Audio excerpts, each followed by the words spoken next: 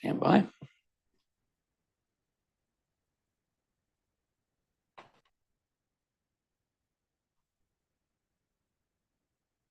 right, you're live, Madam Chair. Okay, wonderful. Thank you. Good morning, everyone. Welcome to our Board of Governors quarterly meeting. It's terrific to see everybody today. It's springtime. Commencement is around the corner. So let me just remind everyone that we are also using Zoom. So members of the board, please come off of Zoom to mute so we can do a roll call. And with that, Toya, may I ask you to please take roll? Yes, Madam Chair. Governor Robert Bogle. Here. Representative Tim Briggs. Present. Governor Quentin Bullock. Present. Governor Richard Caruso. Present. Senator Linda Culver or designee Urban. Present. Governor Brandon Dance. Here. Governor William Gindelsberger. Present. Governor Abigail Hancox. Present. Senator Art Hayward. Secretary Akbar Hossain or designee Steve Tatori. Here. Vice Chair David Mazer. He's on the phone. He's here. He's on mute. Present. Thank you. Governor Marion Moskowitz. Present. Governor Mark Handy Fanor. Present. Representative Brad Roy. Here. Acting Secretary of Education Carrie Rowe or designee Lynette Cohn.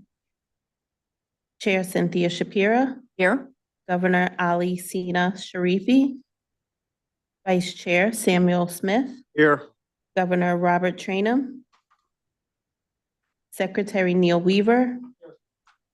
Dr. Tina Shirelli Helminiak. Present. This completes the roll call. We have a quorum. Thank you very much. Now I'm going to invite everybody to stand who's in the room to recite the Pledge of Allegiance.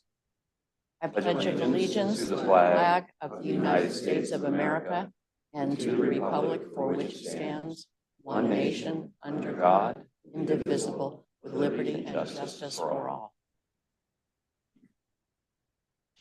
Okay, thank you again very much. So as we meet here in April, again, I'm aware that our universities are heading toward the end of another academic year, and it never fails to astound me how quickly the semesters and the years pass. So to our students heading toward graduation, a few words of advice: stay focused, the end is near. And to the faculty and staff who are guiding them, we say thank you for everything that you are doing to help our students every day and, of course, to cross the finish line. Our students are learning what it means to be lifelong contributors to our society, preparing not only to excel in their careers, but to be the future leaders that we need. And we're also mindful of the hard work underway at the Capitol to secure the resources we need to keep our PASHE universities affordable. As we all know, we've asked this year for a 6.5 increase, which would allow us to freeze tuition yet again. We will make that commitment. And in fact, on the table for all board members and presidents is a pocket card with some information, summarized information about our request. So we encourage you to keep that with you and give it to any legislator you might meet as a friendly reminder about their investment in PASHE, because that's what this is, truly an investment in our students, in our future, and in our Commonwealth. And again, securing our appropriations request will enable us to freeze tuition again in July. We're very honored and grateful that the governor has endorsed this request, and we are hearing positive reactions from both sides of the aisle in the General Assembly. And I know Chris is very busy meeting with legislators, so are our presidents and many others, as we make our case for support. Related to that, the universities have produced short video clips that tell stories of our students who are doing remarkable things at our universities. PASHE and the universities are pushing that content out in social media, so please be sure to take a look. And in addition to the work that PASHE is doing to make higher education accessible and affordable, The new State Board of Higher Education is working hard to help all sectors of higher education coordinate better. I am honored to be chairing that board as well, so I will just share a quick update. The State Board of Higher Education is off and running. It is focused on both standing itself up so that there are committees doing things like bylaws so that as an organization, we do have bylaws, and proceeding with the very important duty of developing a strategic plan for higher education in the Commonwealth. That's one of our legislated duties based on the Enabling Act for the State Board. We have a deadline. The State Board's deadline is September of this year to produce a strategic plan for higher education, which again will include all of the sectors. There is a lot of work underway at this with literally hundreds of people involved. Many primarily through regional hearings that we are doing across the state, a series of 5 regional hearings. We have 2 more coming up. I've been at all of them so far, and we've gotten incredible participation by members of the local business communities, the chambers of commerce, educators at the K-12 level, community college level, technology college level, et cetera. So this is a lot of the work that's going on. At the same time, there is a performance funding council that is meeting to develop a performance-based funding formula for Pitt, Penn State, and Temple University. So lots of work going on, and Hashi, of course, is playing a major role. Our own Ken Long is chairing the data committee for the state board, which is a very important committee charged with building a database for all of higher education in the state. So that's going on. PASHI is playing a role. It's enabling us really to get our message out even more, as it is for community colleges and the other sectors, and to play a role in coordinating strategies that are aimed toward economic and workforce development in keeping with the strategic planning going on at that level in the state. So I'm very happy to report on that, give you that quick update. And finally, I want to note that this is the last regular meeting of the board for Ken Hawkinson, who sadly is retiring from Kutztown in July. Ken, we will miss you. You've been just an incredible servant leader for the system, and we thank you for that. And I'm also so sad to report that it's the last meeting for Tina, who is completing her term as the faculty council liaison. And I have to say, Tina, I have so enjoyed working with you. You've just been a tremendous contributor to so many things, not just this board meeting, but to other things behind the scenes as well. We'll hear more from you later this morning. And of course, we're going to properly honor both Tina and Ken at our meeting in July. So with that, we will turn to public comment. Randy, I'll ask you to facilitate that. Sure, Madam Chair. For any member of the public here who'd like to make comment, just come to the podium, state your name for the record, and you have 3 minutes to share your thoughts.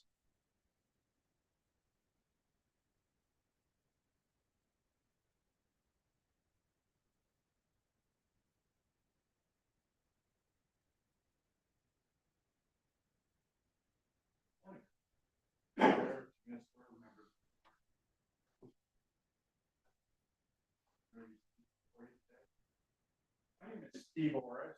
I'm a professor of psychology. I spoke with you at school. You weren't here. I'm a heart transplant. In February or in fall, I approached my university for accommodation. Moved back and was denied. I led to a lawsuit. Forward. That lawsuit, when it is done, the appeal window is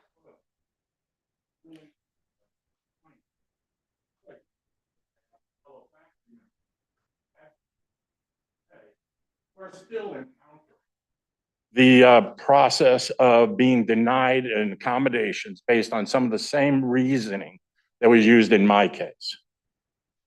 So what I hope to do is to advocate for my fellow faculty, many of whom are members of the ABSCUF, and also to hopefully assist universities, their HR departments in the PASHE system avoid losing millions of dollars. So in my case, to highlight first, I approached the university requiring a remote remote work accommodation because of the immunosuppression. My heart transplant was administered during one of the peaks of COVID. And according to my doctors, I was not permitted back. That was denied. I tried to advocate through the use of a disability rights group, one that is mandated by Congress. They wrote a letter on October 4th of 2021 outlining how the policy was illegal and offering a solution, a simple one. Allow me to come back to work remotely, pay me for the salary and benefits that were withheld, and no costs for legal fees. That was turned down. I was threatened with the loss of my benefits and loss of my position, which led to a lawsuit initiated in November of 2021. There are varying rulings along the way. One important one, the disparate impact ruling in January of 2024. The primary ruling was back in July of 2023. Case finalized January 21 of this year. All right. Now, there are other faculty members throughout the system who are being similarly denied accommodations using particularly a full duty policy. You have to return to work full-time, full duty. That policy has been known to lead to illegal practices. Been known for years, at least since the amendment to the Americans with Disabilities Act in 2009, and yet it's still being used here. My case showed that it was ruled illegal, and I would like to suggest that we stop using this policy. Universities and HR departments stop using the policy that will lead to losses. There are no punitive damages, last point, because of a Supreme Court ruling from 2022, which felt that, if you're discriminated against on the basis of disability, there's no emotional damage, right? But there are legal fees. The legal fees for Kutztown are still being negotiated, but they will be across multiple lawsuits approaching or exceeding $1 million. So those universities still using the full-time, full-duty policies to deny accommodations should be prepared, one, to lose in lawsuits, and two, to have these costs that are going to be taken from universities and taxpayers. Thank you for your time. Right? Did I get that? Thank you. All right. If anyone else And would, all this information is publicly available, and I'm happy to share it with anybody who would like it. thank you for your time. If anyone else would like to approach to offer public comment, just state your name.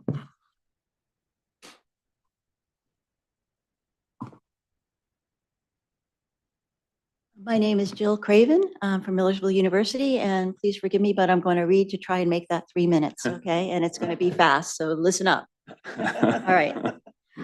First of all, I want to commend the BOG for keeping its focus on the value of inclusion in these times when inclusion has been unjustly vilified.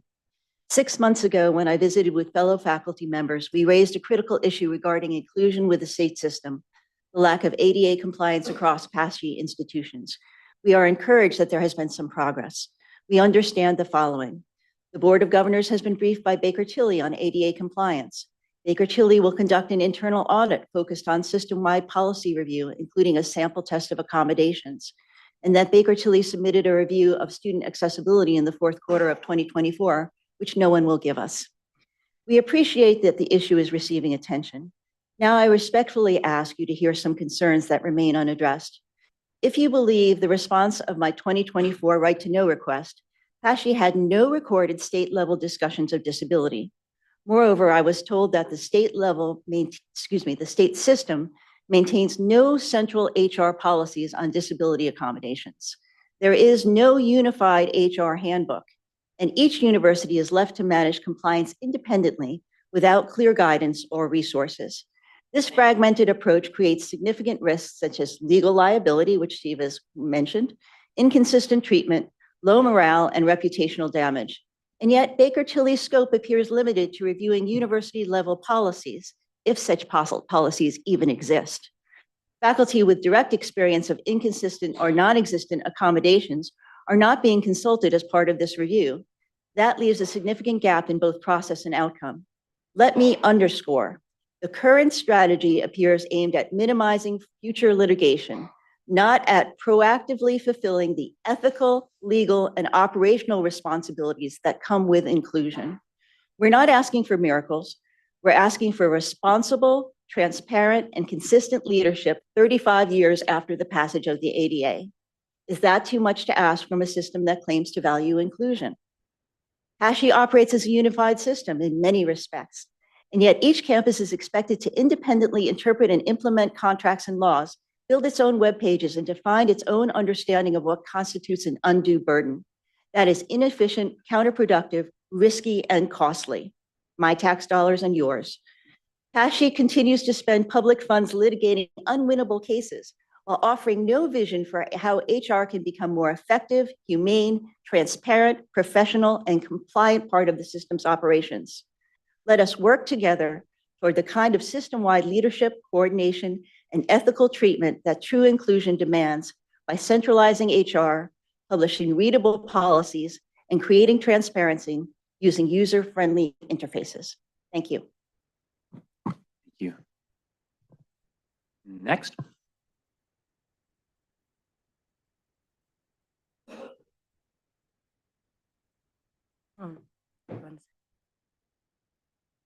Set a timer so I don't go over. Good morning. My name is Linda Zuniga, and I'm a senior at Kutztown University. I'd first like to thank you for listening, and I appreciate your time today, so I'll do my best to keep this short. The reason that I made the drive from Kutztown today is because I would like to share some concerns about the current threat of moratorium to our anthropology and geography programs, in addition to a planned merger of 5 humanities departments into a single unit, including anthropology, sociology, history, geography, and modern languages. I, alongside many students, faculty, and alumni, are incredibly concerned about the effects this type of change will have not only on our academics, but on our campus community as well. This decision comes after what has been claimed to be a 2-year process, yet despite this considerable amount of time, there was no effort to involve students at any step. The public response to this decision has been overwhelming. Prior to our last Council of Trustees meeting, just 1 week before it, we started a petition that garnered 651 signatures leading up to it. At the meeting, over 24 students attended, in addition to 5 alumni and 1 faculty member. Following this meeting, we spoke with many members of our administration, and yet despite this, the answers to our concerns have been unclear, varied, and frankly, just, unclear. And some explanations were offered. However, long-term concerns were not acknowledged or answered.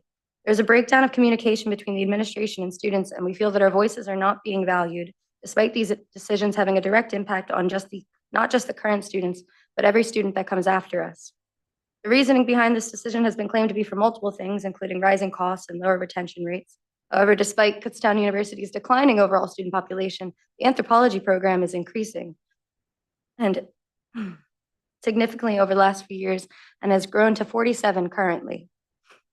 Another claim was that this was made in the interest of the students. In addition to the fact that no students were polled on the topic or requested to provide input, the argument that there are not as many students arriving with the declared anthropology major fails to acknowledge the significant number of students that find anthropology along the way of taking their classes and the ones that transfer in. For many, anthropology is not something that is taught at a secondary education level.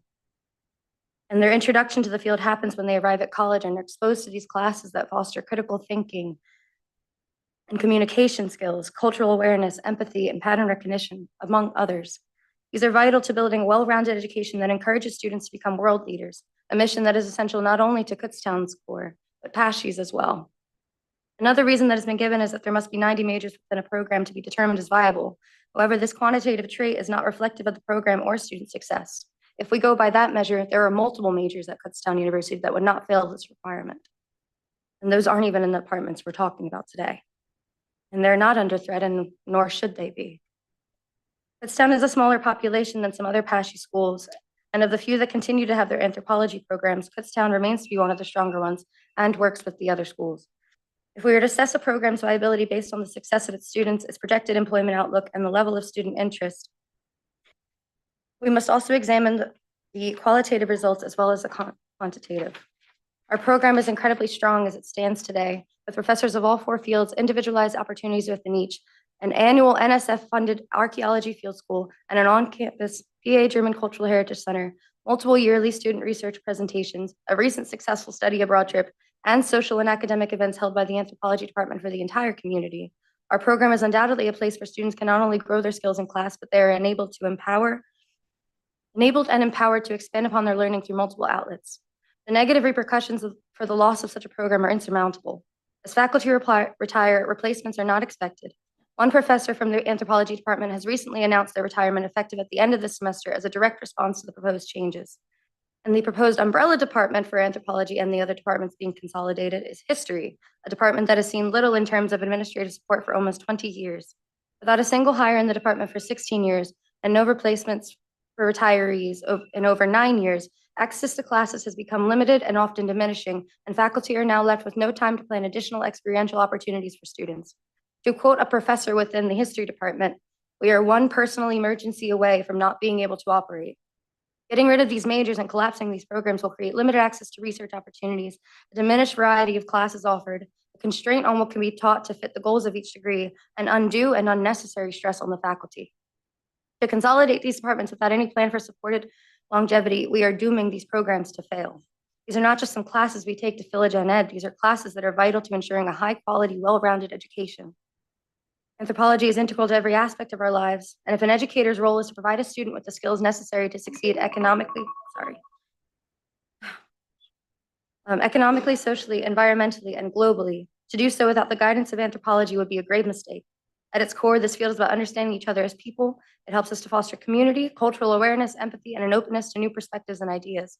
Kutztown University cannot claim to prepare its students for a future in the world if we do not prioritize teaching how the world and its people operate. I apologize that I've gone a little bit over my time, and I'm incredibly grateful that you've listened to our concerns today. And I would be joined by more students here, but unfortunately they fell ill and were unable to make it. So I do have a letter from another student that I would like to be added to the minutes if possible. I'm proud to represent the students, both current and future, that will be negatively impacted by this decision. And I realize that while it may be too late to save the program at our university, we worry for the future students that will seek to learn anthropology at any PASHE school, whether they earn their degree in one of the humanities, business, computer sciences, or education.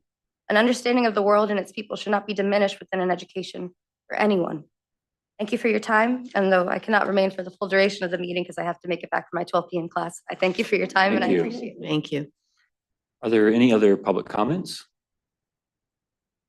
Madam Chair, thank you. All right. Thank you very much for that public comment. We do appreciate it. Next, we will hear from Dr. Ken Mash, representing APSCUF.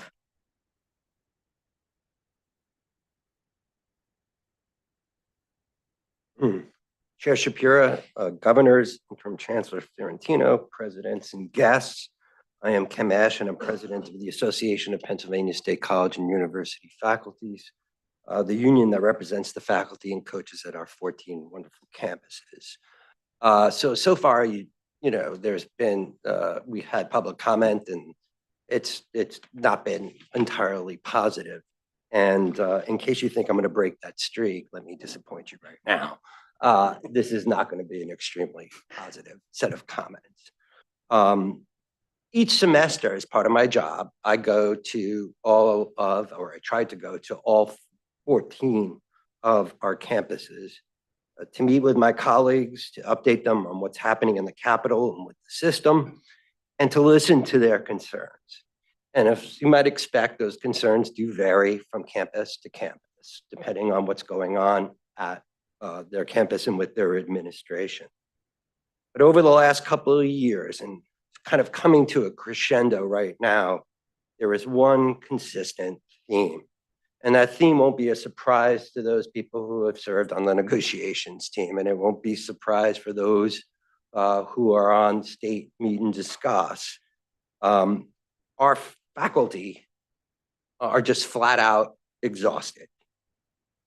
Those who are at the consolidated campuses are exhausted from shifting priorities, shuffling of departments, the multiple changes to curriculum, the lack of appropriate technology, and consistently being asked to do more and more and more with less and less and less.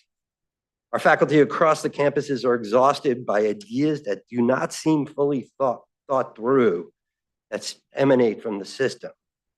They're exhausted by the fact that their campus administrators also seem to not understand necessarily the dictates that are coming from the state system. Or perhaps they seem to be engaged in an academic version of the children's game telephone, where the message gets changed just so slightly by each person who delivers it until the message turns into something completely incomprehensible. Our faculty are exhausted because of years of hiring freezes. They're exhausted by the blame shifting for drops in enrollment, while they do not feel that they are being adequately supported. And what I mean by that is the push and sort of pushing of responsibility down to the faculty for the fact that there are drops in enrollment. They're exhausted by the expectation that as universities make cuts, that they will somehow just simply pick up the slack. They're exhausted by the sense that all decisions are being driven, that is the SANS, by budgetary concerns, without regard to pedagogy. They're exhausted by the lack of accountability for some leadership at their universities, despite clear errors that have been made. They're exhausted by the failure of some administrators to provide logical explanations for the decisions that they are making. They're exhausted by the levels of incompetence they too often encounter on their campuses. They're exhausted by the cutbacks to student support structures at their universities at a time when students need more support than ever. They're exhausted by the irrational combinations of disciplines into single departments, which our faculty have come to call Frankenstein departments, that are put together without necessarily any common theme. They're exhausted by being asked to jump through hoop after hoop after hoop, only to be told that their performance was still not good enough and that something will be done. And I can just go on and on and on here, but I think that list is already quite long. Governors, there's a lot going on in our nation, and there's been a lot that's going on our campuses. My colleagues have kept it together. We continue to deliver a high quality education, but there is a tipping point.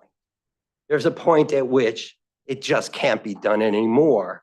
And when morale gets so low, faculty will not go that extra mile that they've been going through for probably over a decade right now, but certainly has become crystal clear in the last couple of years. As one of my colleagues put it succinctly, we all just need a break. Can we not go one semester without distractions, disappointments, and a push to do more with less? Can we not pause the wave on our campuses that has washed over everything? And administrators in the system and at our universities give our faculty, our coaches, and even our staff colleagues a respite? Can we not pause for one semester the brilliant ideas that we get to hear, the lectures which are too often condescending, and the demands for people to do more or to change what has already changed countless times? Yes, we need a break. We need a break not so that we can make our lives easier. We need a break not so that we could ignore problems. Problems will occur. But we need that break just so that we can do our jobs adequately. We have soldiered on, but our main job is to educate the students. And we need that break to ensure that our students continue to get the highest quality education. Thank you very much for your attention. Thank you, Dr. Mash. All right, next on our agenda, I'm going to call on David Mazur, Chair of the Student Success Committee, to facilitate the presentation of this year's Ali-Zaidi Award. Mr. Mazur, you're on mute. Not sure David can hear us. Yeah, I think that's probably a problem. Yeah. Let's see. If you want, you can move on to the consent agenda and then we'll see if we Why can. don't we use do that, and technology. then maybe you can text him and see if he's having a problem. All right, moving on then with our agenda for now. We're going to consider the action items that are listed on the consent agenda. And these include the following: meeting minutes, committee assignments, the authorization to issue refunding bonds, and a loan repayment schedule adjustment. So the first question is, does any member of the board wish to pull any item off of the consent agenda?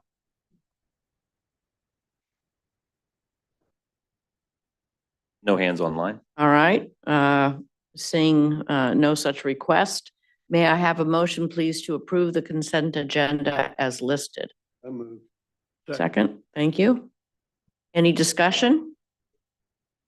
Okay, all in favor, please say aye. Aye. Aye. Are there any opposed? No hands online. Okay. That's fine. Randy, are we good to go? I think he's got his audio Back to back. the Ali-Zaidi Award? Okay. Good morning, Mr. Mazur. Good morning. Morning. It is my pleasure to call on you as Chair of the Student Success Committee to present this year's Ali-Zaidi Award. Thank you. This is always one of the highlights of our meeting. We're going to do this one a little different than normal because we have a virtual Ali-Zaidi Award recipient, but we do have some folks in attendance who can be helpful. So a little bit of history for those of you who are not familiar. The Ali-Zaidi Award was created in 2000 by Dr. Saeed R. Ali-Zaidi. He was a charter member of the Board of Governors and the State System Foundation. The Saeed R. Ali-Zaidi Award for Academic Excellence is conferred annually upon a graduating senior from one of the state system universities in recognition of outstanding academic achievement. Funding for this award was made possible through gifts from Dr. Ali-Zaidi, Highmark, and the Pesci Foundation. Pesci Foundation is a valuable partner in supporting and enhancing student persistence, completion, excellence, internships, and employment, which is aligned with the goals of this committee. It is my privilege to acknowledge David Kerr, Chair of the Foundation, who is with us today. David, can you stand and be recognized? Thank you, David.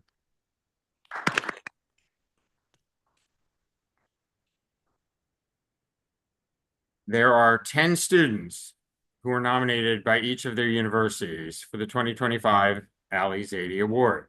Each of them represents the best of talent, motivation, and remarkable accomplishments of our entire student body. In recognition of their individual achievements, the 9 semifinalists will receive a certificate signed by the Chancellor and me, as well as a $50 award from the foundation. And now for the announcement of our final winner out of the 10. Without further ado, I would like President Hawkinson to come to the microphone and lead us through the next segment. Thank you. It is with great pleasure that I recognize Mr. Aidan LaPenta, who will earn a BS in Information Technology as well as completion of the honors program and a certificate in cybersecurity in May 2025 at Kutztown University. A straight A student, Mr. LaPenta also serves as a staff sergeant in the Pennsylvania Air National Guard and has worked for the KU Office of Information Technology for the last year. Dr. Lisa Fry, chair of the Department of Computer Science and Information Technology, notes Mr. LaPenta's work ethic, helpfulness, and ability to analyze complex problems. He has been a peer mentor to freshmen and is engaged in many other service-related activities. Mr. LaPenta has taken opportunities to be engaged in scholarship and experiential learning that enhances his coursework. He participated in a conference on national security at the Washington Center and presented his scholarly research work at 2 undergraduate conferences.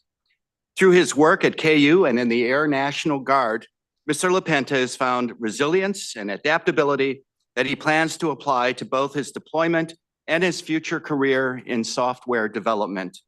Mr. LaPenta exemplifies the highest values of Kutztown University and the Pennsylvania state system of higher education. Mr. Aiden LaPenta is currently serving his country and is unable to attend. He created a thank you video to express his appreciation of receiving this prestigious award. I am honored to present him and a video made by him to the BOG today. Hello, everyone. I'm truly honored to be here today, at least in spirit, as the recipient of this award. I really wish I could have attended. I was so proud just to be Kutztown's nominee, so I was over the moon when I heard that I was selected as this year's winner. But the National Guard made college possible for me, so when it was time to deploy, I welcomed it. I am really excited. By the time this plays, I'll have been deployed for 2 weeks. I want to sincerely thank the committee. I'm sure there were many strong candidates from all around the state. I also want to thank Dr. Fry and Dr. Schlesinger from Kutztown, who first nominated me, as well as President Hawkinson and the Dean and everyone else involved who recognized my efforts, because it was really made possible by all the wonderful people and opportunities at Kutztown, and I'm so grateful for it. This is one of the greatest achievements of my college career, so thank you again.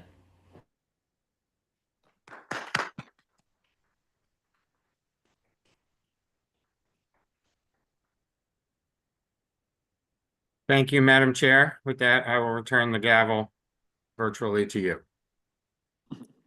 Thank you so much. David, I have to agree with you. This is one of the highlights every year of our board meetings. We're so proud of Aiden and of all of our nominees and of all of our students. So thank you so very much. Let us now move into committee sessions. First, our Governance and Leadership Committee. Let me turn it over to Sam Smith, Chair of the Governance and Leadership Committee, to moderate.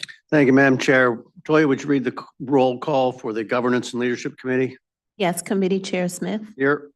Governor David Mazer, He's here. Governor Abigail Hancox, Here.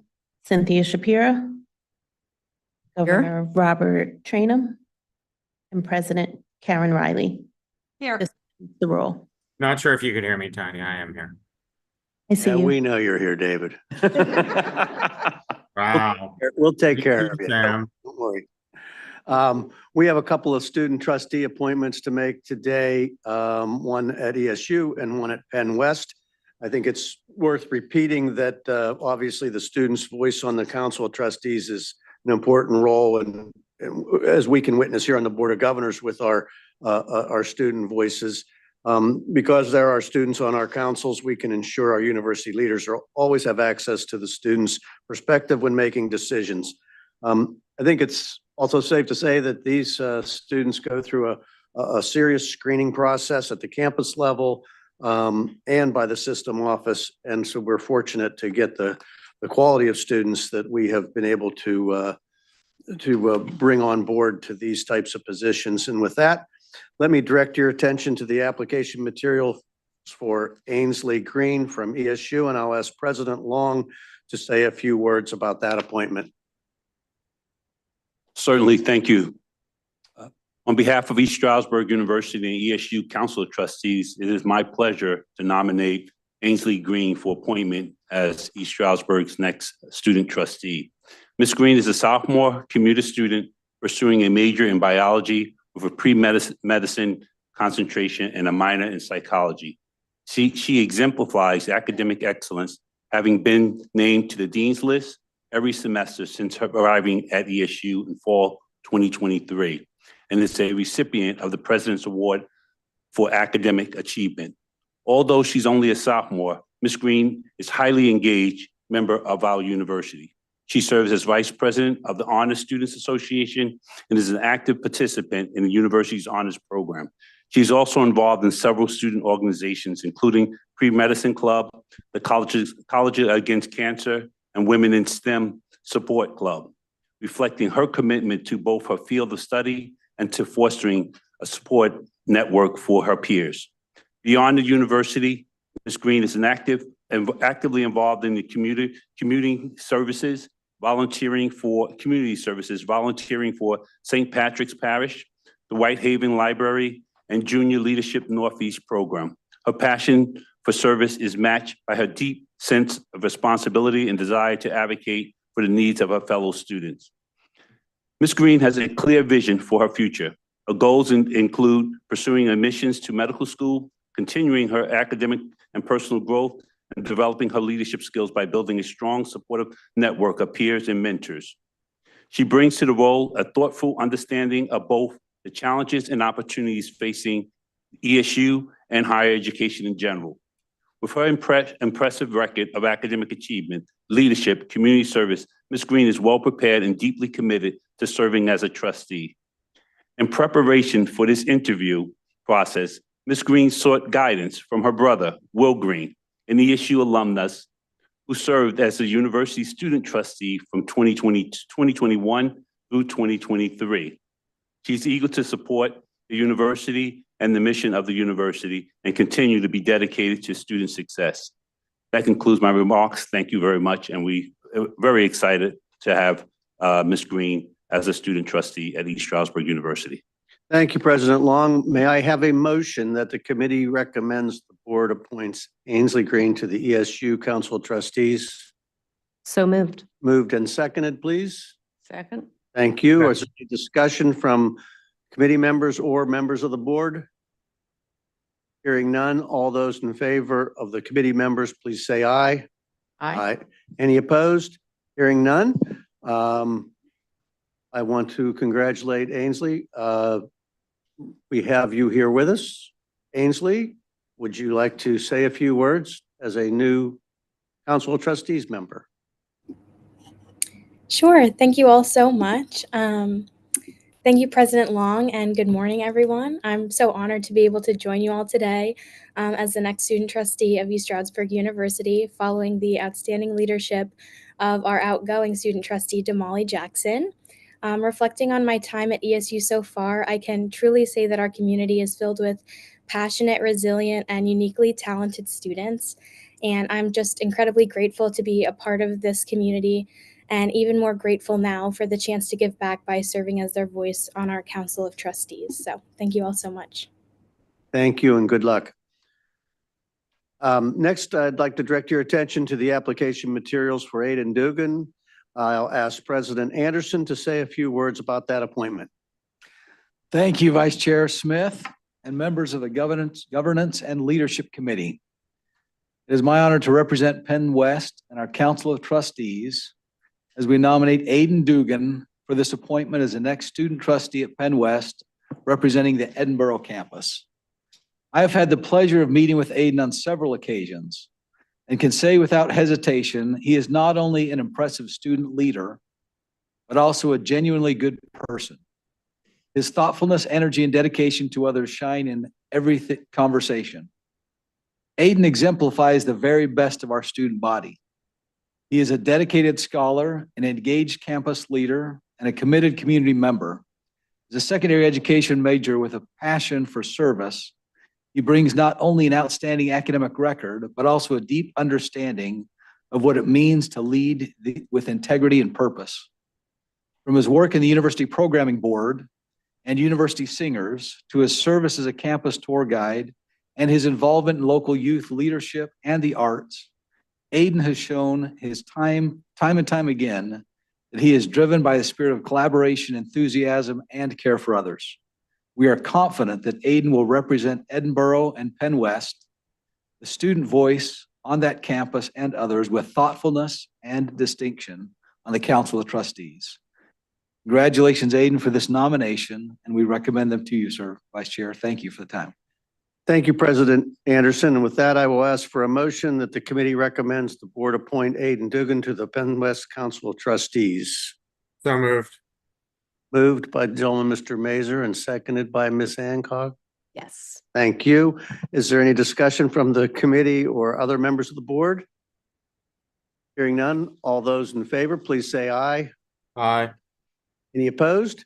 Hearing none. Aiden is now been elected or appointed to the Council of Trustees. And Aiden originally was going to be in class, but apparently he cut class and decided to show up. I don't know how to take this, Aiden. Go ahead, you can. Well, what I can say is that Dr. Joyce is a fantastic professor, so everything goes out to her. A huge thanks to her. But good morning, everybody. Thank you so much for allowing me to be here this morning. Again, my name is Aiden Dugan. I'm the student trustee elect at Pennsylvania Western University Annenborough campus. I'm just so thankful to be here. I'm so thankful for the guidance that I've received from our current trustee, Sonia Yost. She is truly going to be missed. I have huge shoes to fill, and she has just been a huge influence on me, and I'm so thankful for her and her help. I'm excited to get started with this position and helping the student voice here at Penn West Annenborough be heard. This is an absolute honor and dream come true for me, and I'm extremely thankful for this opportunity, and I promise not to let anybody down. Again, thank you so much, and I'm very, very excited to get to work. Thank you, Aiden, and good luck to you on that new appointment. Madam Chair, that concludes the business of the Governance and Leadership Committee. Thank you very much, Sam. Appreciate that. Let's have the board now formally take action on these two appointments.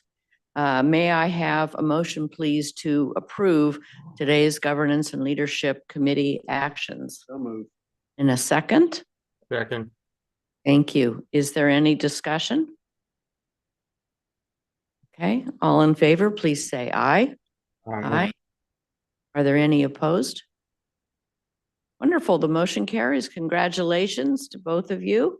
And we are going to take a short 5-minute break and then continue with the business of the board.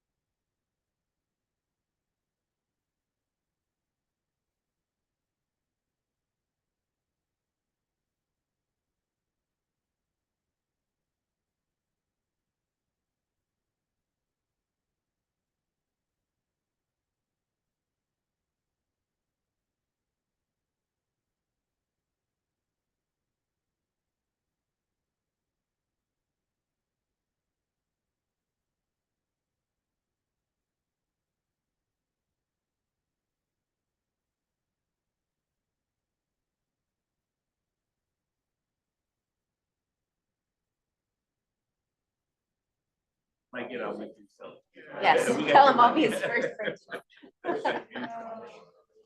All right, Madam Chair, I think we're back. And we'll invite board members to return to the table.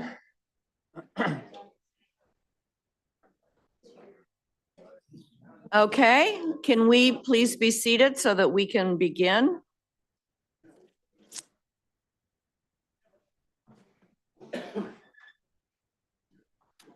Okay.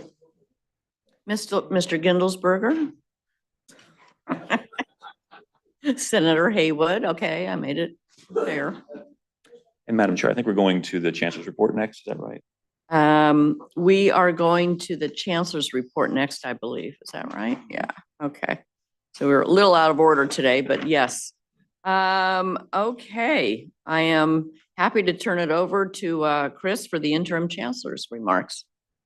Well, thank you, Madam Chair, and good morning, everybody. We're delighted to have a presentation this morning. It's going to be started by Natalie Cartwright, who has put together a presentation on insights around our enrollment and our market share. And then after she has laid that out, I'm going to have some follow-up comments about that, and that will constitute our report for this morning. So Natalie, there she is over there. Please take it away. Good morning, and thank you for the opportunity to share some insights into enrollment patterns and the evolving market landscape. So let's begin with the broad concept. The enrollment challenges facing the state system are not unique to our system or even to Pennsylvania. They are part of a larger national trend shaped by two converging factors. First is a decline in the number of high school graduates, and second is a decreasing percentage of graduates choosing to enroll in college. Despite these challenges, the system continues to attract a consistent share of Pennsylvania's college-going population. In 2011, we enrolled 21% of that population, and today, more than a decade later, we continue to enroll 20%. This demonstrates stability in our market share of the college-going population and validates the value and relevance of our institutions. In short, we're not necessarily losing students to competitors. We're simply serving a pool that's getting smaller year by year. Before we dive into the key drivers, you should know that there are regional pressures at play as well. All of this is playing out in one of the most competitive higher education markets in the country. Pennsylvania has a dense concentration of colleges and universities, public, private, 2-year, 4-year, nonprofit, and for-profit. Our universities exist in a crowded marketplace, as you can see here. And this competition is especially intense in Western and Northern Pennsylvania regions, which are also the areas hit hardest by enrollment decline. In those regions, all institutions are trying to serve a shrinking number of students. In the Southwest, the high school population is declining by 20%, and there are 56 institutions. In the North Central, the high school population is declining by 24%. And in the Northwest, the high school population is declining by 30%, and there are 19 institutions. This information is not new, but it is the first major challenge. The total number of Pennsylvania high school graduates has declined over the last decade from 130,000 in 2011 to just over 125,000 in 2023. This represents a slow but persistent erosion of the traditional student pipeline. And it matters even more for Apache because about 90% of our students are Pennsylvania residents. Again, we're not necessarily losing students to competitors. We're simply serving a pool that's getting smaller year by year. The second compounding factor is even more concerning. Among those Pennsylvania students who are graduating high school, fewer are enrolling in college at all. The 2- and 4-year college going rate has dropped from 68% in 04-05 to just 58% in 23-24, reaching a high point of 71% in 2010-11. This is not just a Pennsylvania issue, it's a national issue. Surveys show students increasingly question the value of higher education. They find the landscape confusing and aren't sure where to turn or what path to take. And the result? Many opt out entirely, further reducing the number of students available to enroll and deepening the disconnect between education and workforce needs. We've talked extensively before about declining high school graduates, but since the implications of a declining college-going rate may be new, I want to unpack this a little bit further and talk for a minute about narrative. Because behind the numbers is a narrative problem. Unclear signals about value, opportunity, and direction. So let's use education as an example. In 2010, the state system's enrollment in teacher prep programs stood slightly above 18,200. Then it plummeted. Fall 2011, it was down 8%. Fall 2012, down another 17. Fall 13, down another 11. Fall 14, down another 6%, bringing enrollment to just over 11,600 students, which represents a 36% decline in 4 years. So what happened? During the Great Recession, the US reduced approximately 120,000 teaching positions. The narrative that followed was simple. Don't major in teaching, you won't find a job. And that message stuck. And even when demand rebounded, the narrative didn't. Between 2015 and 2021, enrollment in education programs remained flat. As early as 2016, a Learning Institute report titled "A Coming Crisis in Teaching" sounded the alarm, but public perception already lagged behind reality. It wasn't until 2023, after years of media coverage, policy focus, and public conversations about teacher shortages, that the system finally saw a 7% increase in education majors. It took more than a decade to shift the narrative. This illustrates just how powerful public perception is in shaping enrollment behavior and how slow recovery can be when that narrative turns negative or unclear. The inverse story may be playing out in career and technical education. There is no doubt that we have a shortage in the skilled workforce. CTE programs aim to equip high school students with the skills and knowledge needed for successful careers, often leading to industry-recognized credentials or certifications. Since 2020-21, the overall PK-12 enrollment in Pennsylvania declined by 1%. But as part of the overall, CTE enrollment grew by more than 6,000 students, a 13% increase. CTE students now make up a larger share of the PK-12 population, suggesting a growing interest in education that feels more direct, tangible, and career-ready. Yet the broader data show that we're not seeing a corresponding rise in post-secondary enrollment statewide, either at degree-granting institutions or at specialized or non-degree schools. In fact, the overall college-going rate continues to decline. Pennsylvania Department of Education data show that the percentage of students enrolling in 2- and 4-year colleges fell from a high of 71% in 2010-11 to just 58% in 23-24. Enrollment in specialized associate degree granting institutions declined as well by 1/3 over the same period. Meanwhile, enrollment in non-degree post-secondary schools remains relatively unchanged. This trend may reflect the growing narrative that questions the value of a college credential. According to a 2024 National R&L survey of high school students, half think that they can have a successful career without a degree, and 60% question the time, money, and effort spent on if the time, money, and effort spent on college will truly pay off. However, the workforce projections tell a different story. According to the Pennsylvania Department of Labor and Industry High Priority Occupations List, jobs requiring short, moderate, or long-term on-the-job training and workforce experience are projected to grow by 5% overall. Meanwhile, occupations requiring an associate's degree or higher are anticipated to grow collectively by 10.5%. Despite the employment opportunities, the persistent decline in post-secondary enrollment, whether in traditional colleges or specialized career programs, raises real concerns.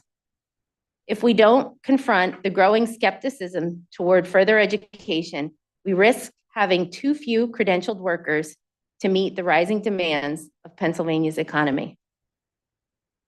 So how do we reconcile both of these examples?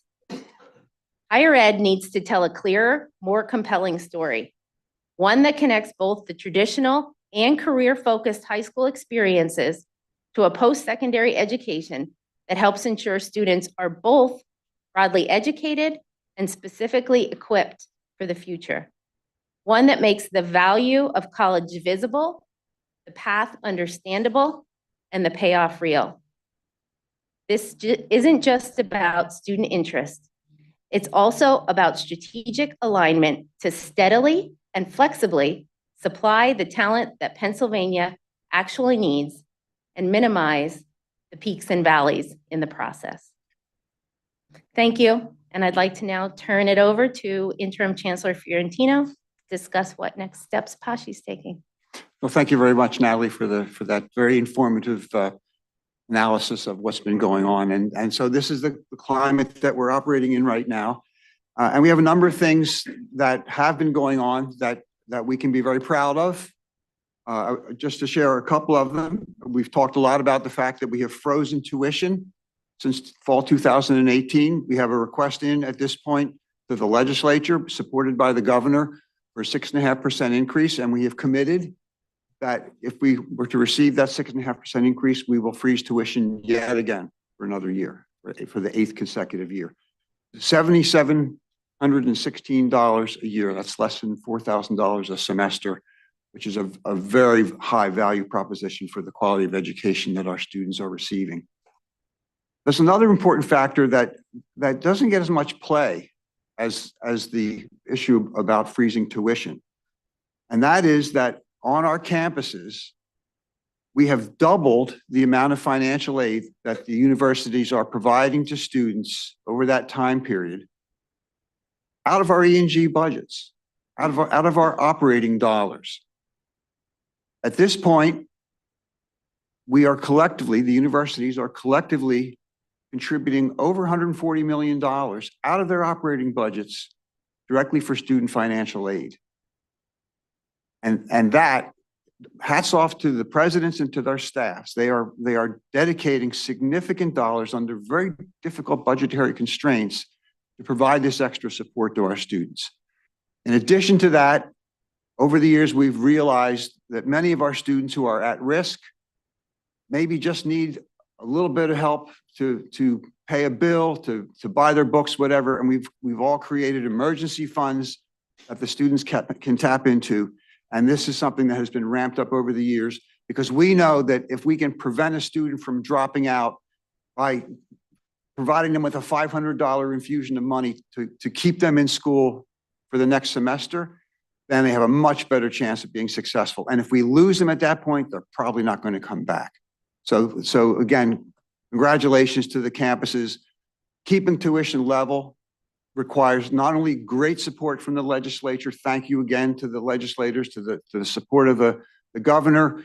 We've seen a massive increase in our appropriation that has increased the share of our budget covered by appropriation from 28% to 35%, which means that has been directly offloaded of our students, in addition to this massive infusion of financial aid out of the educational and general budgets.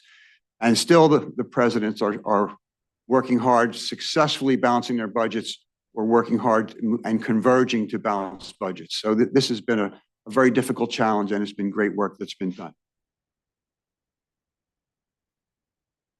So we talked about the 7716 tuition. Okay, that was charged when freshman was in 7th grade, still there. I've had a lot of conversations with students in recent times, talking about the impact of level tuition.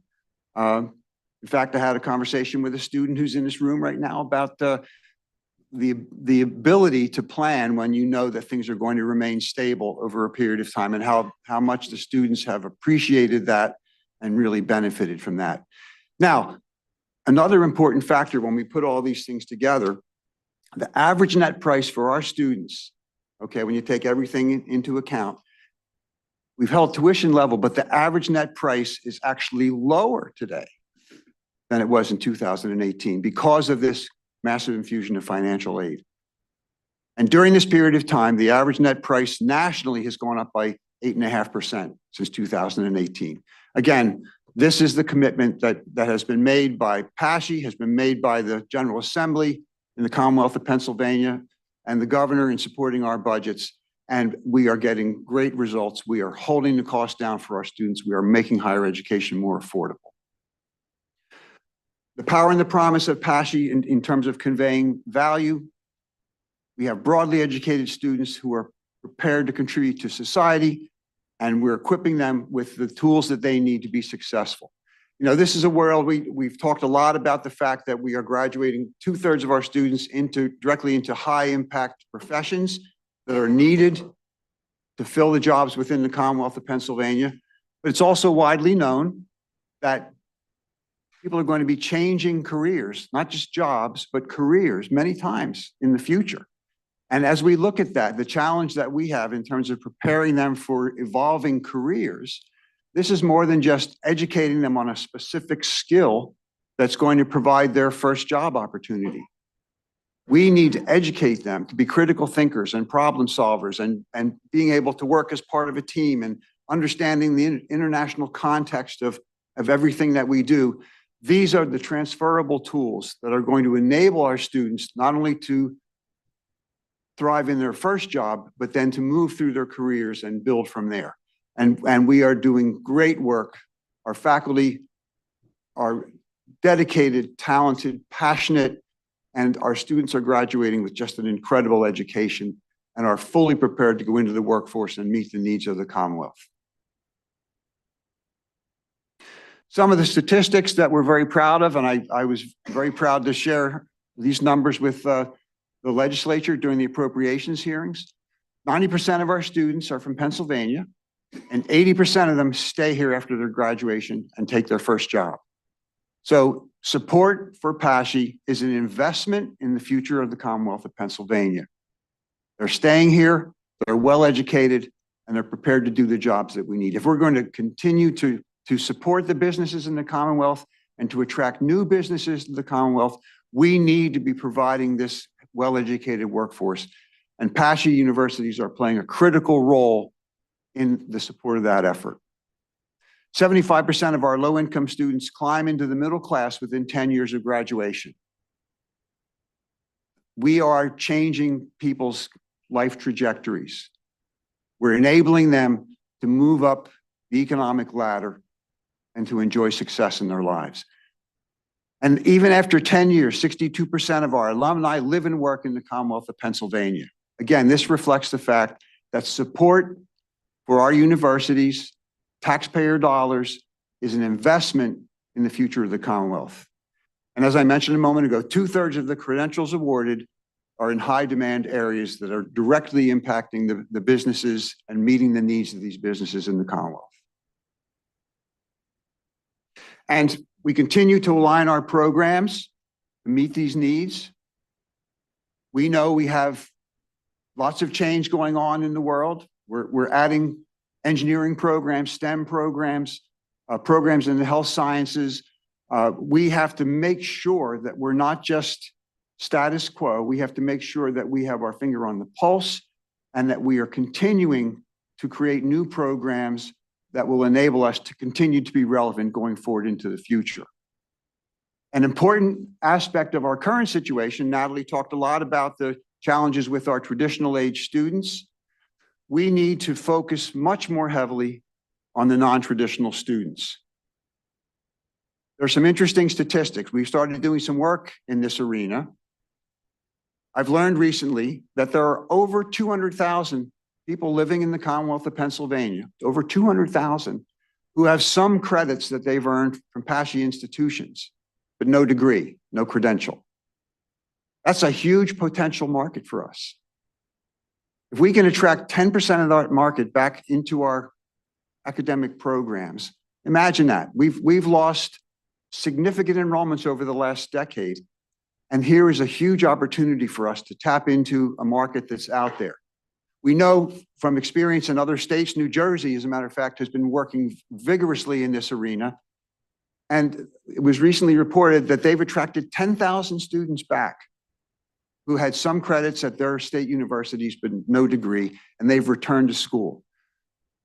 We're having conversations right now and working on having a system-wide focus on trying to attract these students back into our campuses.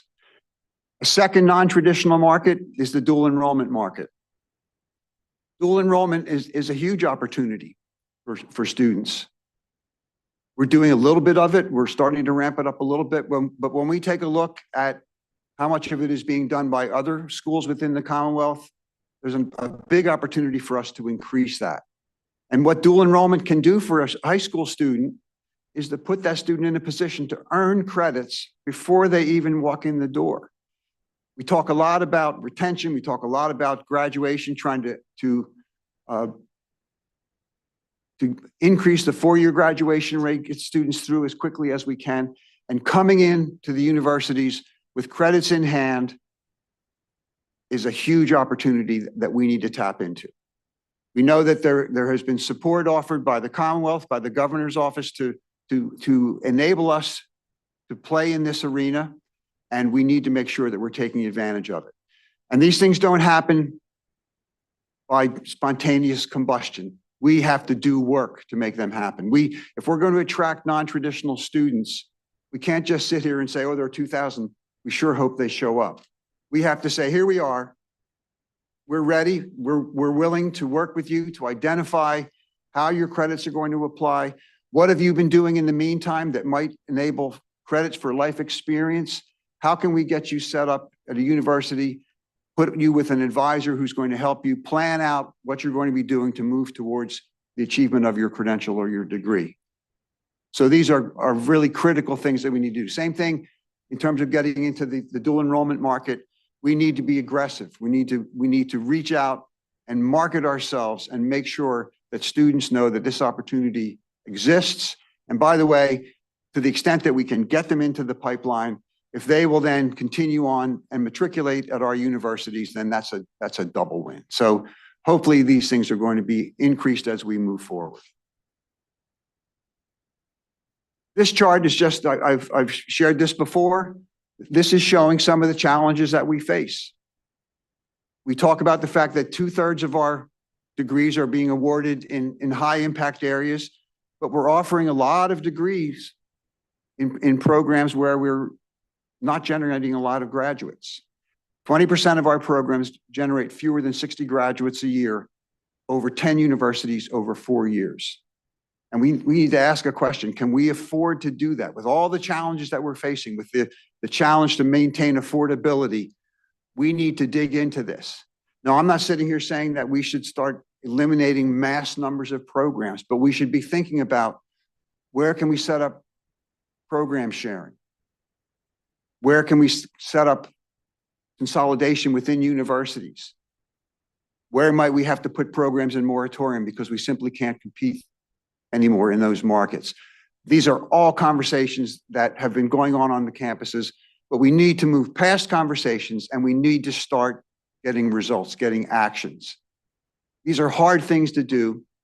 It's hard to figure out the best strategy, but we need to get to work and we need to make sure that we are holding the universities accountable to get results.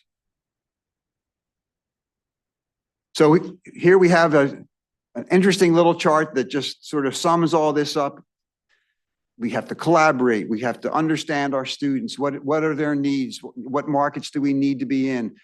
Retaining students is a lot less expensive than finding new students. What are we doing to make sure that we're increasing retention, that we're making sure that we're supporting the students financially as much as possible?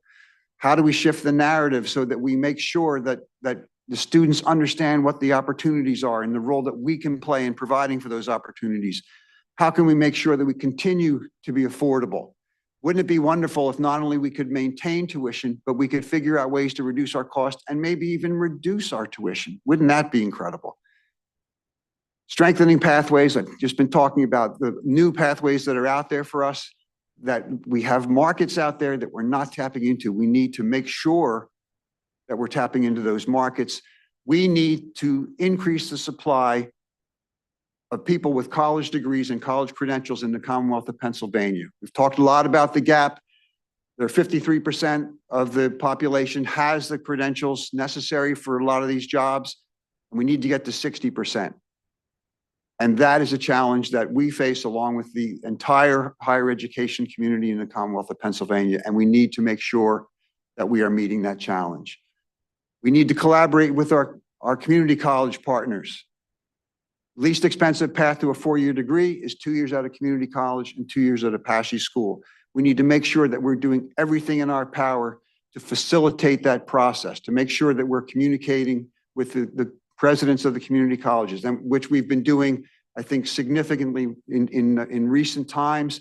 I give a lot of credit to Kate Shaw and her work with the new higher education board, because she has put community college presidents and PASSHE presidents together and enabled us to have the kinds of conversations to make sure that we're facilitating and enhancing the great work that's been going on.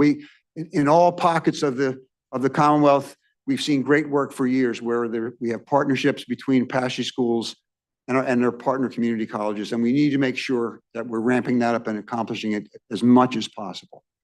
And again, in terms of the State Board of Higher Education, there is excess supply in the Commonwealth of Pennsylvania at this point. We need to rationalize the offering of higher education.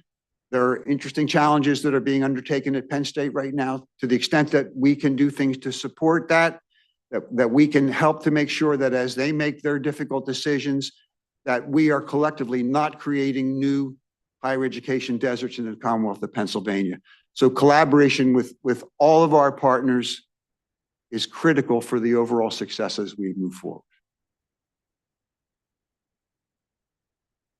Well, thank you very much. That completes our presentation for today. If anybody has any questions or comments, we'd be happy to entertain them. Thank you, Madam Chair. If you could back up a couple slides. I didn't understand the one chart. It says 20% of our programs generate fewer than 60 graduates. So like when you look at that, yeah, that chart there. So like on the left side where it says business 52, that there were 52 graduates? No, the graduates are at the top of the bar. Oh, 2,667 graduates. Right, yeah. And what's the 52 down below where it says business 52? It's the 2-digit zip code. Huh? Something you'll never care It's a about. classification. SIP is the classification of instructional programs. Oh, and so okay. we rolled that up at the 2-digit level to make that summary. Okay, so on the far right-hand side, library science, there's only 4 students that graduated with a degree in library science? 4 years. That's correct. That's what that says, yes. Okay. All right, thank you. I get rid of those other numbers. We'll remove the zip codes. We love our Yeah, zip I codes, just want to add that Representative. I'm really glad that Natalie was here, because as I was preparing for this, I looked at those numbers and I thought, I don't know what they are. So I'm glad she was here to answer that. Thank you, Brad. Other questions or comments? Can I ask a question of Natalie? Has anybody ever looked at, like, when we talk about the number of graduating high school graduates who are going to college has declined, the percent is going down?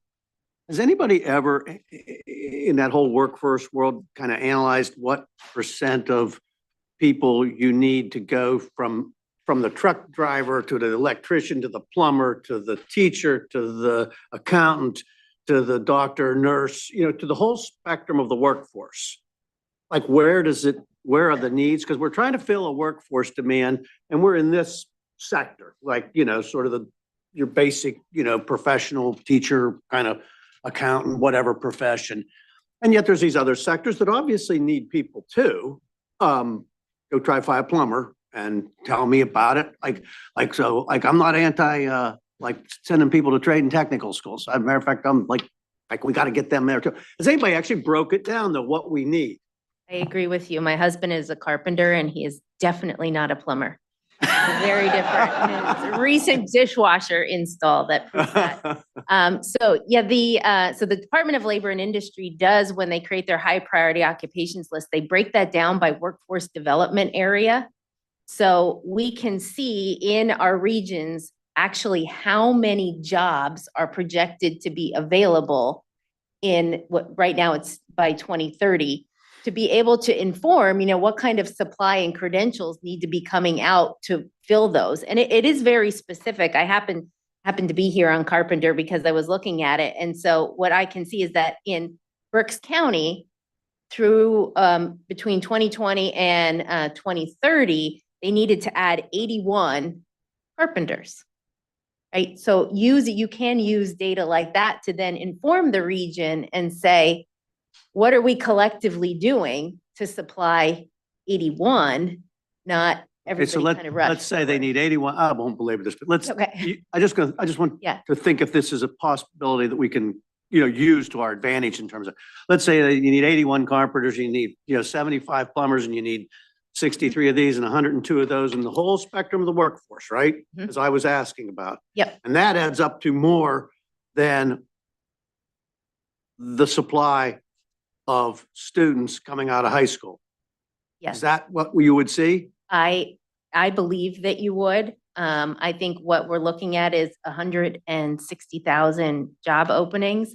And I believe our high school graduates are slightly less than that. Like I said, I'm just trying to figure out where we are, like, statistically we want to increase that number of students, the percent that are graduating that dropped off, but yet the demand might be equally as strong for them to go into the trade and technical or some other, non-academic range. We can certainly research that more. But can I just jump on that point for 1 second, Senator Haywood?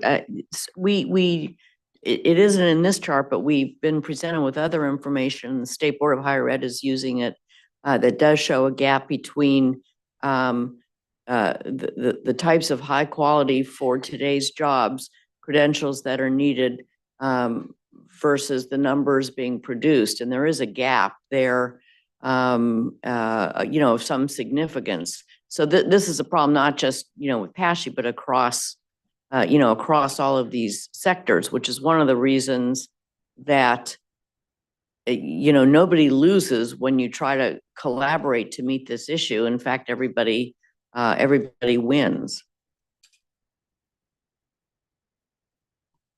I agree 100% with that. Yes. Sorry, Senator Haywood. Thanks. So I think it would be helpful for the board to receive some kind of projections on the impact of artificial intelligence on the workforce. We look at 10 years, not 2 years. Okay.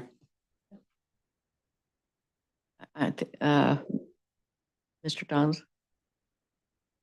First of all, I want to commend Natalie and Chris. I think this is the second meeting where you guys have brought a really amazing data to the board. So thank you for being very data driven. I was reflecting, Natalie, during your presentation that we're all fortunate at this board because a lot of us come from different industry sectors, right? And so to bring cross-industry learnings to higher education is kind of a net value that this board can experience. And it also struck me, Chris, that we have such a high value narrative to provide a story, right? I mean, high quality, low cost care.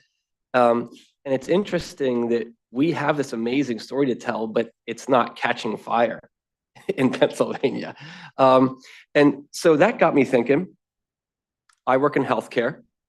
In healthcare, and this was a topic of dinner conversation the other night, there's so many parallels to the challenges of healthcare industry and higher education. In healthcare, we are driving a lot of our strategies through what we call the quadruple aim. The quadruple aim is 4 components, obviously. 2 of them are what we need to do to thrive as health systems, and 2 of them are how we do those things. The 2 of what we need to do are we need to provide high value care to our patients, high quality, low cost. We also need to meet industry and future demand as health systems. Those are the 2. On the other side is the how. And the how is the patient experience and the care team experience. So when our physicians and their care teams are thriving, and when our patients have a good, solid patient experience, then you will, as a health system, prevail in your competitive sector that you are in. Your patients are your best referral system. The exact same components of that can be translated to this very easily. So as I think about how we drive that narrative, and I think of like what would higher education's quadruple aim be, it would be faculty well-being. We've heard that in the public comments. I'm a member of the Council of Trustees at Millsville University. We hear that our Council of Trustees too. So faculty well-being, student experience. The student experience is probably the most important part, because who are the best storytellers of value in the state system of higher education? It's our students. Our students become alumni. They become parents, their kids. Our students are probably the best marketers that we could ever have, right? So how do we show value to our students? How do we make it a palpable, tangible, different experience for them to come here versus another university? And I don't mean tuition. I do mean tuition, but I mean on a Wednesday at 10:30 in the morning, how many events are happening on campus? How many clubs are thriving? How many students spend more than 4 hours a day in their dorm rooms? How does academic advising work? How do we reimagine and modernize these systems? And I know I'm filibustering, so I'll bring it to a close here. But I think it is very important for us to think about those kinds of mechanics. And I know in the State Higher Education Board, you guys are doing that as well. So thank you. Great comments. Mr. Bogle? I'm a proponent because of my work. I don't think we do the kind of job we can or should do in promoting the state system, whether it's by our individual institutions or collectively. That's in concert with what has just been said. And I think that would be of enormous help in where we want to go at the end result. Yeah, thank you. Thank you for that comment. It does go along with what Brandon was saying. And, we've had discussions. I remember Mr. Gindelsberger bringing this up in earlier meetings, that we don't have any kind of branding effort going on at the system level. And, kind of traditionally, well, we didn't because it was a collection of 14 universities. Well, I think we're long past that. And I think it's something that we very, very seriously, ought to charge our Chancellor's office to work collectively with the presidents to come up with a branding plan. It's time to do it. So I thank you for all these comments. Yeah, Tina. Thank you, Natalie, for all the data. Us data nerds love all that.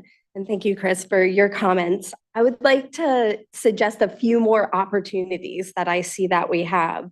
Many of us are on borders, right? So we have out-of-state opportunities. When I was our department chair, I had our recruiter analyze how much it cost for schools of social work across the river in New Jersey. And we actually found that it was cheaper for out-of-state students to come to our program. And so how are we looking at what are the opportunities to recruit from out of state?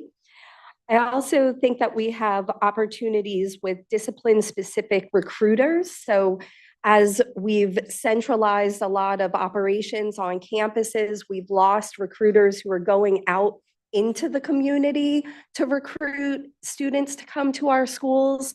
And unfortunately, we've moved a lot to online recruitment efforts and admissions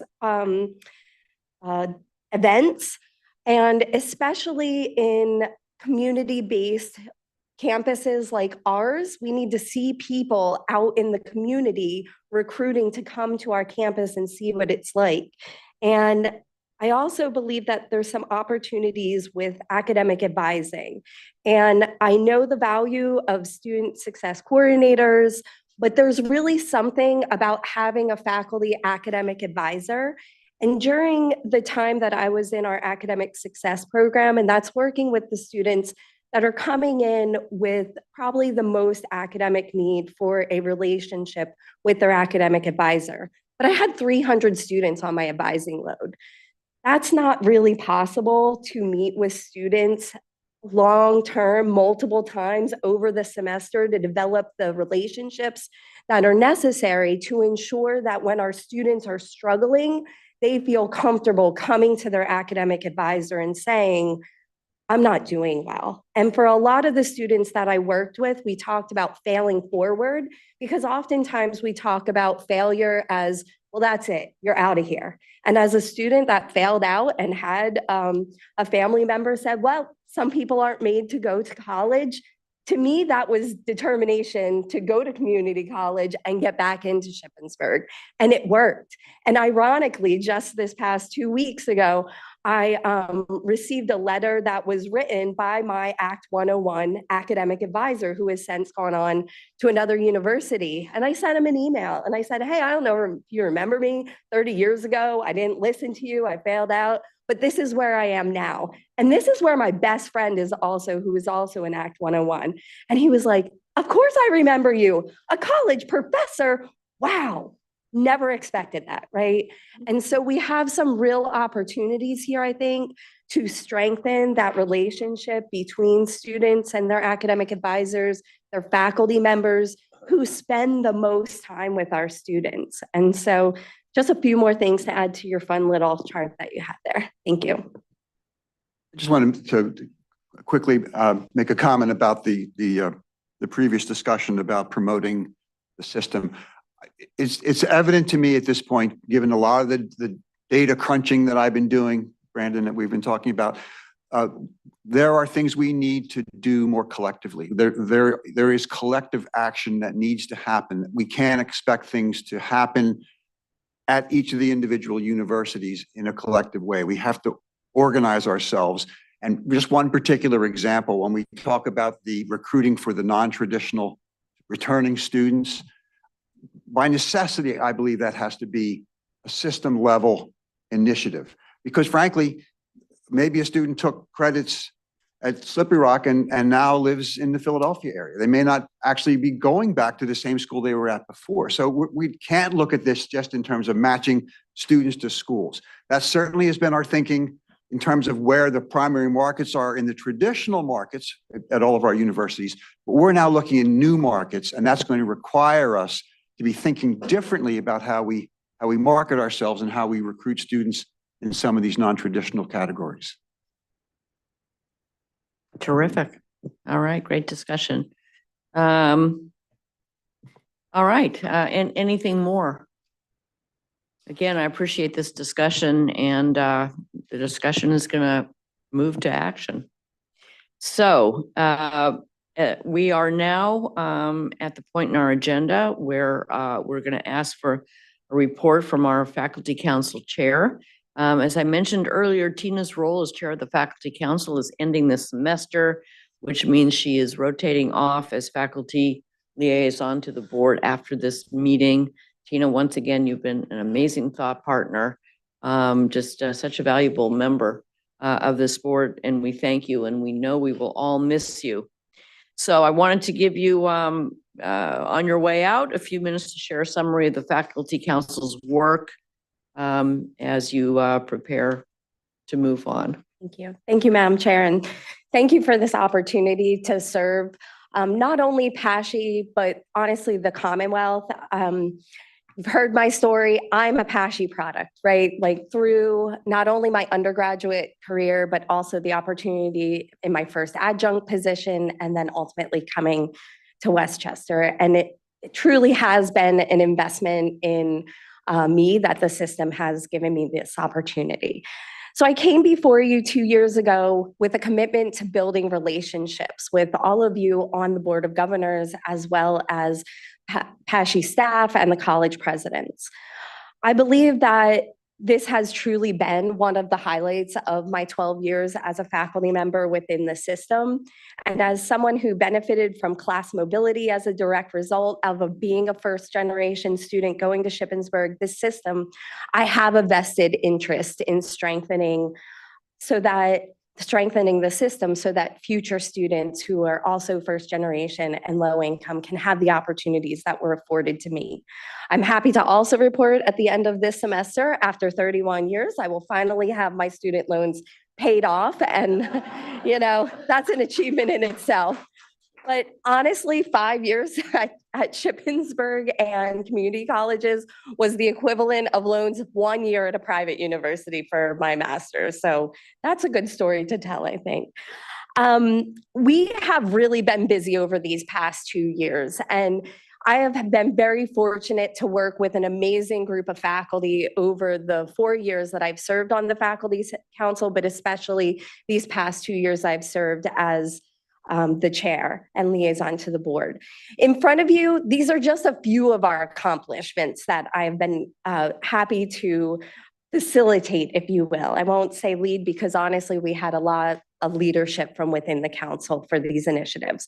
So just to highlight a few, we launched a system-wide design challenge for shared courses and programs that was received proposals from all 14 of our campuses.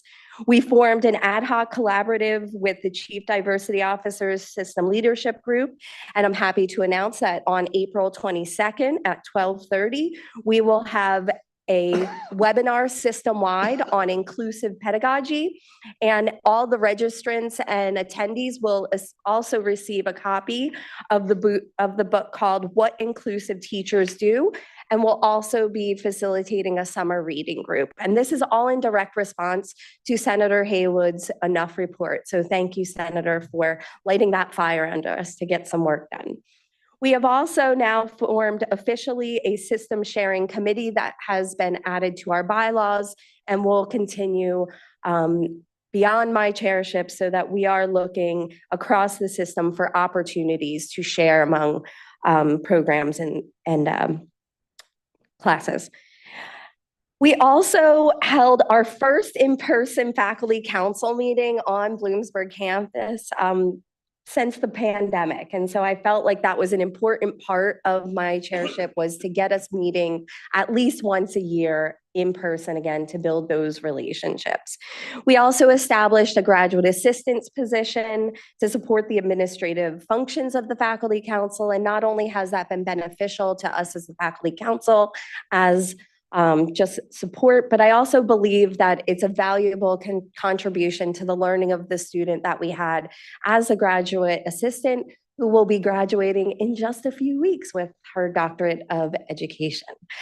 And we formed an ad hoc committee to examine the PASHE policies, procedures, and standards in relation to ADA compliance, and gratitude to Dr. Jill Craven for heading up that initiative and partnering with the ABSCF ad hoc committee as well. So we built relationships across with ABSCF as well. So my recommendation as I rotate off is to continue to cultivate relationships across the system, especially with faculty. Now is the time for coalition building to strengthen the important mission of PASHE to provide affordable, quality, higher education, public education for all in the Commonwealth. We as faculty are on the front lines right now of the political attacks, of the negative narrative of higher education. We see the value, we are invested in it. We know the system intimately, we know the students intimately, not only from our direct relationships, but we ourselves were students who became alumni. We even send our own children to one of our great campuses. So please continue to put faculty at not only the literal table, but the figurative table in all decision-making that's to come in the future as we continue to strengthen our system. Thank you for this honor.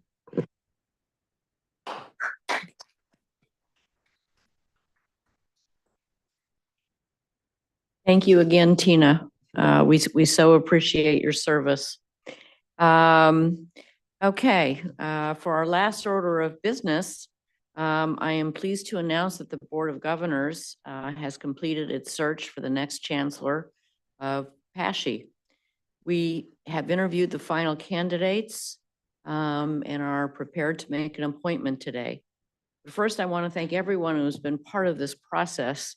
Literally hundreds of students, faculty, staff, trustees, union and elected leaders, alumni, and others have contributed to the work and did so diligently and basically confidentially too, which is just really fantastic and a real testament to understanding how to get the best search process done. So we were also fortunate to have the help of AGB search consultants in conducting this national search that drew a truly talented and diverse pool of candidates, of which more than half were current or recent chancellors and presidents, which is also, testimony to the high quality of the pool that we were able to attract. The almost 9-month, the search committee worked hard throughout the almost 9-month search process. And I want to thank each and every one of them for their dedication. It was a lot of work that you put into it. So without further ado, I am pleased to announce that the Board of Governors is prepared to move forward to appoint Dr. Chris Fiorentino to serve as the permanent chancellor.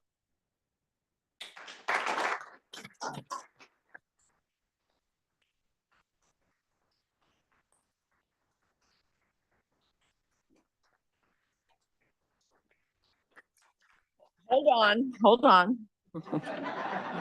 Not quite yet. All right, Chris, as we know, started in this role as the interim chancellor, and neither he nor we imagined that he would be interested in the permanent role.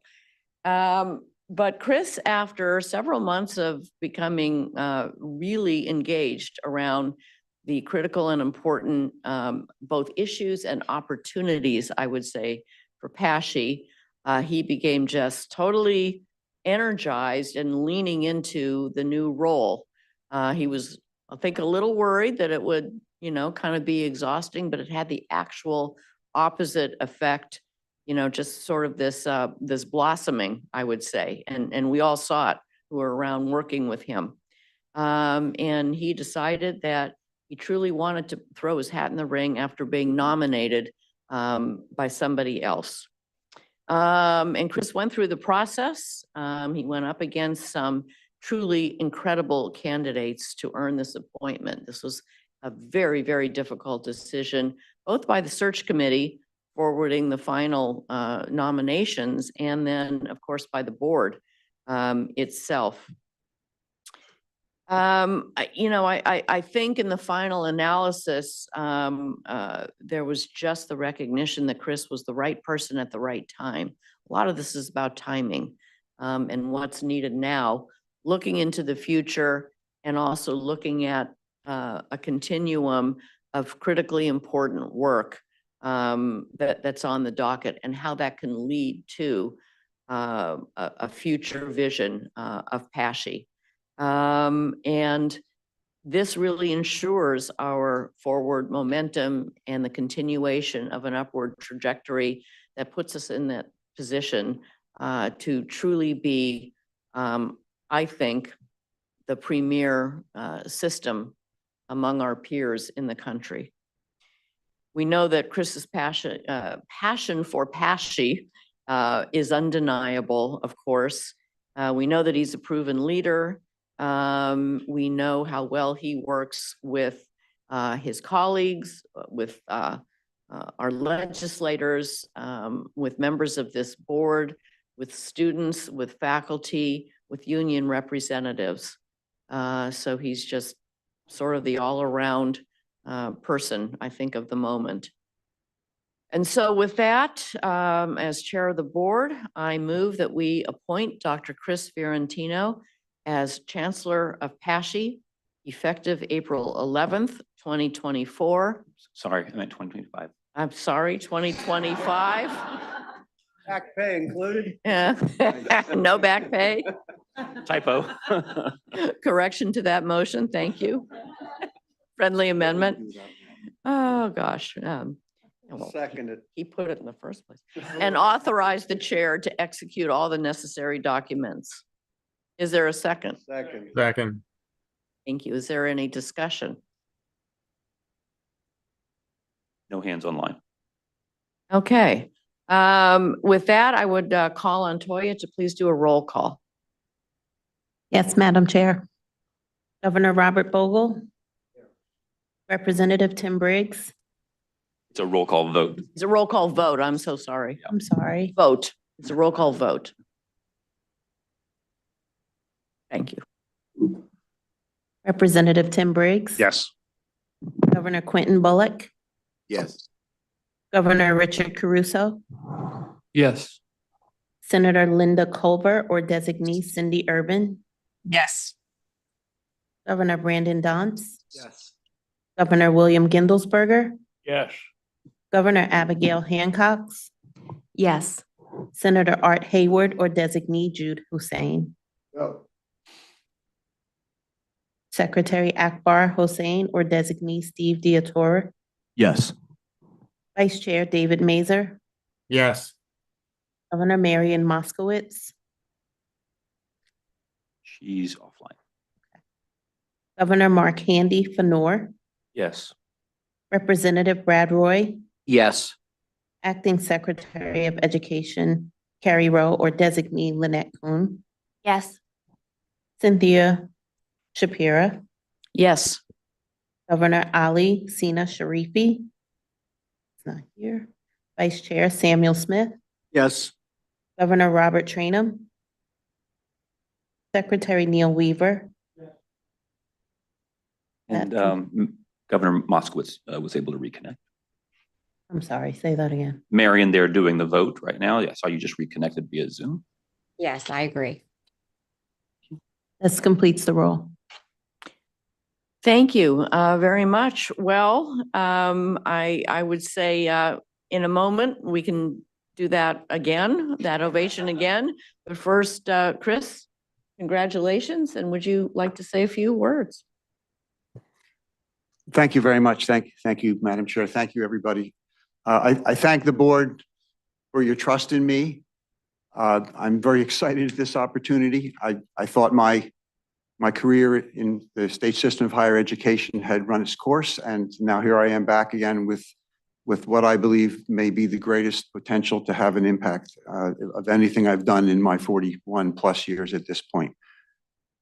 We face many challenges. We have a lot of work to do. There's no question about it. Not only in terms of the work that we're doing to adjust to the challenges we're facing, but also making sure that we're moving forward and evolving and adapting and anticipating the needs of the future that will allow us to continue to be relevant. But let's take a moment and just reflect. We are the current stewards of this incredible organization that is an engine for students to be put on different life trajectories. It provides livelihoods for our faculty and staff, and it's a powerful economic engine for the Commonwealth of Pennsylvania. We collectively do incredible things. We will work hard to overcome our challenges. We will move forward, but let's not forget what an incredible organization this is, and let's continue to work hard so that we can be successful into the future and achieve the promise that is expected of us. Thank you all very much for this honor.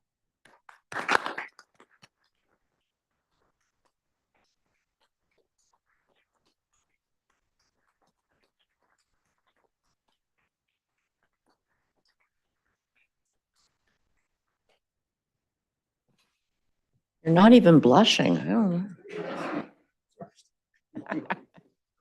know. All right, terrific. I believe that concludes our business.